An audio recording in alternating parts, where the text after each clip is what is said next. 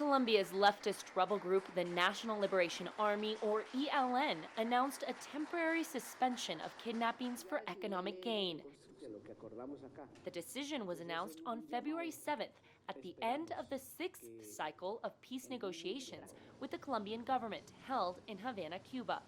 The head of the ELN's negotiating team, Pablo Beltran, sat down exclusively with our CGTN correspondent in Havana to share the progress negotiators had made.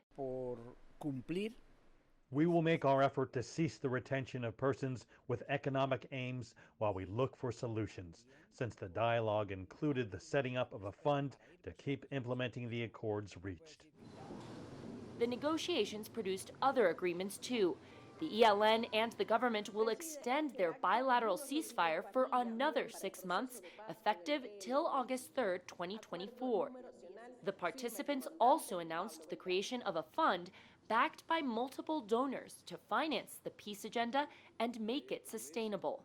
In Colombia, skeptics questioned the creation of a multi-donor peace fund. The announcement came just as ELN agreed to stop kidnappings for ransom. Some critics want to know how the peace funds will be spent, asking whether the funds will go to the ELN, compensating rebels for their lost kidnapping revenues. The timing strikes many observers as more than coincidental. In December, the ELN pledged to stop kidnappings for ransom if the government promised to provide rebels with alternative sources of income.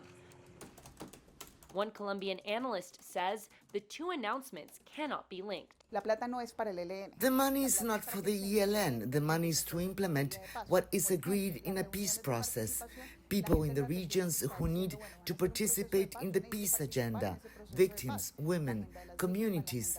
This is important, but it costs money in logistics, transport, massive meetings, as well as initiatives or projects for peace that are executed by civil society.